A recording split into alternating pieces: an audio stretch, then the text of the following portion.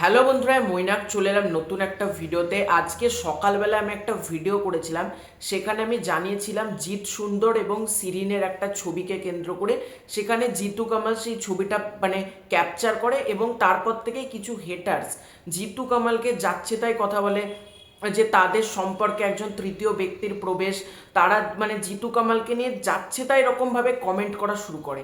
এবার সেইটার এগেনস্টে মুখ খুলেছেন স্বয়ং জিতু কামাল। আমার ব্যাপারটা দেখে এতটা ভালো লাগলো, তাই জন্য মনে হলো একটুও দেরি না করে আগে এই ভিডিওটা বানায়।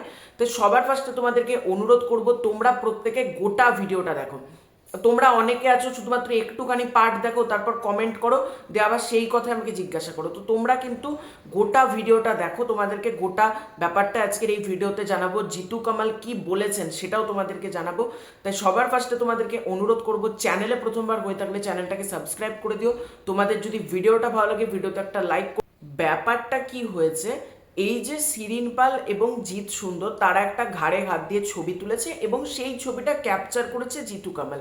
এবার আমি সকালবেলার ভিডিওতেই বললাম তিনজনের মধ্যে খুব ভালো সম্পর্ক। এখানে কে তৃতীয় ব্যক্তি, কে চতুর্থ ব্যক্তি, কে পঞ্চম ব্যক্তি বা কে কোনো ব্যক্তিও না, এইটা কোনো ম্যাটার করছে না। একটা ফ্রেন্ডশিপ, একটা বন্ধুত্বের মধ্যে কে কত নম্বর ব্যক্তি বা কে অবৈধ সম্পর্কে জড়িত, এইটা কিন্তু কোনো ম্যাটার করে না। একটা ফ্রেন্ডশিপ এমন জিনিস না, বন্ধুত্ব সব কিছুর ঊর্ধ্বে। আমি সেই ভিডিওতে সেটাই তোমাদেরকে জানিয়েছিলাম। এবার এখনও তো সমাজের কিছু সংকীর্ণ জ্ঞানহীন, জ্ঞান খুবই কম এমন কিছু মানুষ রয়েছে যারা জিতু কামালকে জানাচ্ছেন কাবাব মে হাড্ডি, তুমি তো কিছু করতে পারোনি জীবনে, হ্যান ত্যান যাচ্ছে তাই কথা, অবৈধ সম্পর্কে আবার জড়াচ্ছ, নবনীতা জানে তোমার এই পতন, এরকম আমি কমেন্ট দেখলাম।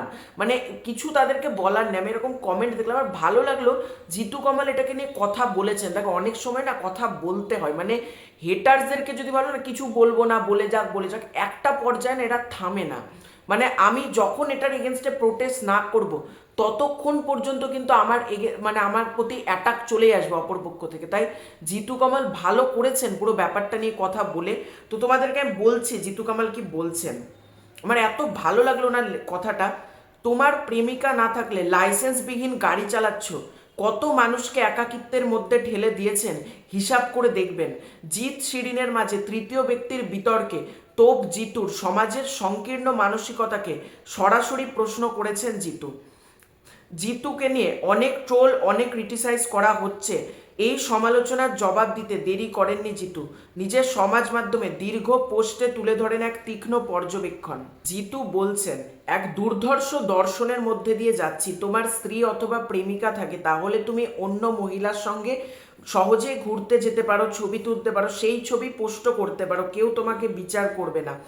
আর যদি তোমার জীবনে প্রেমিকা বা নারী না থাকে, তার তুমি রাস্তায় লাইসেন্সবিহীন গাড়ি চালাচ্ছ, সেক্ষেত্রে কোনো নারীর সঙ্গে দাঁড়ালেই বা সেই ছবি তুললেই সম্পর্ক জুড়ে দেওয়া হবে, অথবা কোনো বিবাহিত নারীর সঙ্গে ছবি তুললে অবৈধ সম্পর্ক যুক্ত করা হবে। কোনো প্রেমিক প্রেমিকার সঙ্গে সময় কাটালে তোমাকে কূট প্রেমিক হিসেবে গণ্য করা হবে। কেয়া বাত কেয়া বাত কেয়া বাত। এইভাবে কত মানুষকে একাকিত্বের মধ্যে আপনারা ঠেলে দিয়েছেন, একবার হিসাব করে দেখুন। সেই একাকিত্ব থেকে কত মানুষ নিজের সুন্দর জীবনটাকে ধ্বংস করে দিয়েছে সেটা ভেবে দেখুন। নিজেদের সংকীর্ণ মানসিকতার থেকে বেরিয়ে আসুন, কামুকতার ঊর্ধ্বে উঠুন, সবার সঙ্গে মিলেমিশে কথা বলুন। এই তো 4 দিনের জীবনে নিজের মন মানসিকতাকে আরো বৃহৎ করে তুলুন। এইটাই যে জিতু কামাল বলছেন, এটা কটা মানুষ শুনবে। একদমই সত্যি কথা।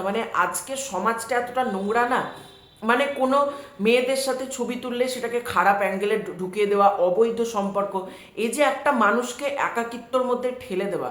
আজকে সমাজ এতটা খারাপ। আমি বিশেষ করে দেখো সকালবেলার ভিডিওতে অনেক কিছু বলতে পারতাম, কিন্তু আমি তখন বলিনি। তার একটাই কারণ হচ্ছে এইসব মানুষ না মাথায় ব্রেন বলতে কিছু থাকে না, এরা যা খুশি তাই বলতে পারেন। এবং জিতু কামাল সেটারই প্রোটেস্টটা করেছেন।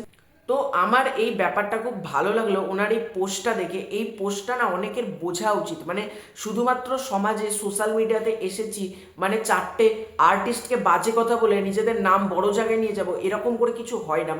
একটা আর্টিস্টকে ট্রোল করা বা একটা আর্টিস্টকে ব্যক্তিগত হ্যারাসমেন্ট করা, এটা যে কতটা ক্রাইম সেটা এই সকল অডিয়েন্স বোঝেও না। আজকে যদি জিতু কামাল এটার এগেনস্টে কোনো সাইবার কেসটা করে, মানে যারা এসব কমেন্ট করছে তাদের অবস্থা খারাপ হয়ে যাবে যদি জিতু কামাল সাইবার ক্রাইমে যায়। তাই এগুলো করা উচিত না। শুধু জিতু বলে বলছি না, কোনো আর্টিস্টকেই মানে পার্সোনালি অ্যাটাক করার কোনো রাইটস কারণ নেই। হ্যাঁ, তোমার তার অভিনয় ভালো লাগছে না, কোনো গল্প ভালো লাগছে না, তুমি তার সেই দিকটা নিয়েই কথা বলো। তার অভিনয় সত্তাতে যদি তোমার কিছু ভুল মনে হয় তুমি সেইটা নিয়েই কথা বলো। মানে তুমি তার ব্যক্তিগত জীবনে কে কি করবে, মানে ব্যক্তিগত জীবনে কেন ঢুকবো ভাই? কে কোথায় যাচ্ছে, কে কি করছে, আর মানে অহেতুক মানুষকে অপমান করা কিছু, মানে এগুলো সোশ্যাল মিডিয়ার যুগে খুবই একটা কমন ব্যাপার। তো এগুলো ইমিডিয়েটলি বন্ধ হওয়া দরকার। তো তোমাদের পুরো ব্যাপারটাকে নিয়ে কি মতামত কমেন্ট করে জানিও। চ্যানেলে প্রথমবার হয়ে থাকলে চ্যানেলটাকে সাবস্ক্রাইব করে দিও। খুব শীঘ্র দেখা হচ্ছে নতুন কোনো ভিডিওতে, ততক্ষণের জন্য।